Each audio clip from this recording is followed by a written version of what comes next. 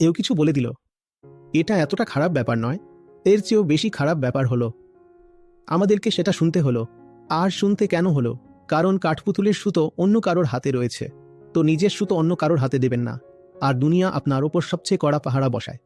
এটা বলে যে তুমি নারী, তোমার সঙ্গে খারাপ কিছু হতে পারে।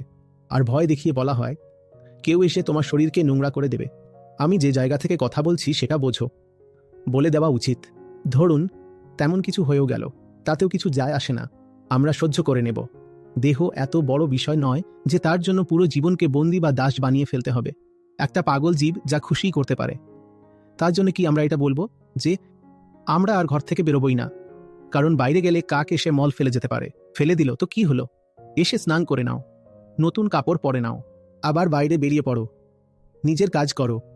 জীবন অনেক বড় আর সুন্দর, জীবনে অনেক উঁচু, অনেক বড় কাজ করতে হবে। কুকুর আর কাকের ভয় কি মানুষ ঘরের ভেতর লুকিয়ে থাকবে?